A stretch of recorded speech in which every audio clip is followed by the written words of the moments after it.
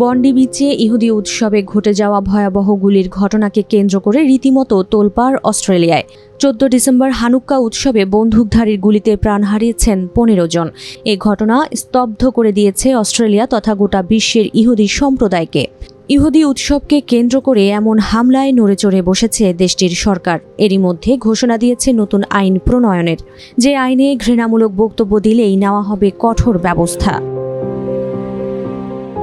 নতুন আইনে ঘৃণা বিভাজন ও উগ্রবাদ ছড়ায় এমন ব্যক্তিদের বিরুদ্ধে ব্যবস্থা নেওয়ার বিধান রাখা হবে বলে জানিয়েছেন দেশটির প্রধানমন্ত্রী অ্যান্থনি আলবানিজ।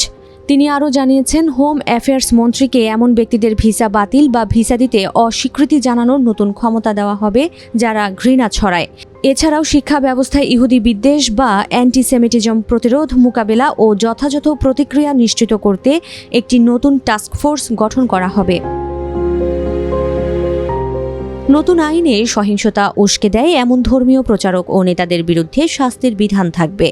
আগ্রাভেটেড হেট স্পিচ নামে নতুন একটি ফেডারেল অপরাধ সংযোজন করা হবে, যার মাধ্যমে অনলাইন হুমকি ও হয়রানির মামলায় সাজা নির্ধারণের সময় ঘৃণাকে বাড়তি গুরুতর কারণ হিসেবে ধরা হবে। জানিয়ে আলবানিজ বলেন, প্রত্যেক ইহুদি অস্ট্রেলিয়ানের অধিকার আছে নিরাপদ, সম্মানিত ও মূল্যবান বোধ করার এবং আমাদের মহান দেশের জন্য তাদের অবদানের স্বীকৃতি পাওয়ার।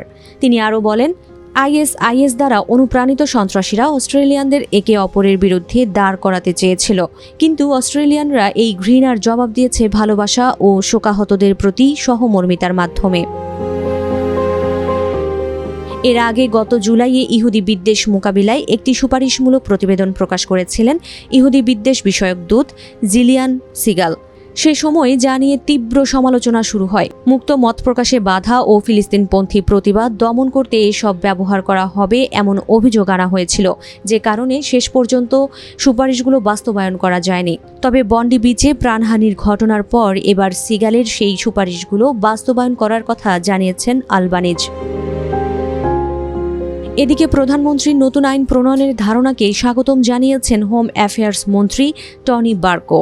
তিনি জানিয়েছেন, কিছু ব্যক্তি এমন ভাষা ব্যবহার করেছে যা স্পষ্টভাবে অমানবিক, অগ্রহণযোগ্য এবং অস্ট্রেলিয়ায় যার কোনো স্থান নেই। কিন্তু তারা সহিংসতার আইনি সীমা পুরোপুরি অতিক্রম না করায় আগে ব্যবস্থা নেওয়া যায়নি। এখন সেই জায়গাটিতেই আমরা পরিবর্তন আনছি।